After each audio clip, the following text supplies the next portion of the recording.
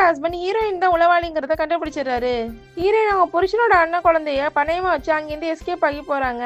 ஹீரோயினோட ஹஸ்பண்ட் அவங்க அப்பா கிட்ட போய் எல்லா விஷயத்தையும் சொல்லி ஏஜென்சிக்கு இன்ஃபார்ம் பண்ண சொல்றாங்க. ஹீரோயினை காப்பாத்த இந்திய ஏஜென்சி வராங்க. அதே நேரத்துல ஹீரோயினை பிடிக்க பாகிஸ்தான் ஏஜென்சியும் ஹீரோயினோட ஹஸ்பண்டும் அங்க வராங்க. சில இந்தியன் ஏஜென்சி 2 பிளானோட வருவாங்க. ஒன்னு ஹீரோயினை காப்பாத்துறது, இல்லைன்னா ஹீரோயினை கொன்னுறதுன்னு. இப்ப பிளான் பி சூஸ் பண்றாங்க. ஹீரோயின் மாட்டினா எல்லா விஷயமும் அவங்களுக்கு தெரிஞ்சிரும்னு பிளான் பி சூஸ் பண்றாங்க.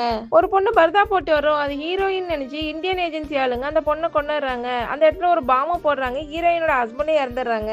ஆக்சுவலா என்ன நடந்திருக்குன்னா, ஹீரோயினை யாரோ ஃபாலோ பண்றதா அவங்க ஃபீல் பண்றாங்க. அதனால அவங்க ஒரு கடைக்கு போறாங்க. அந்த கடையில உள்ளவங்களும் இந்தியாவோட உளவாளிகளா தான் இருப்பாங்க.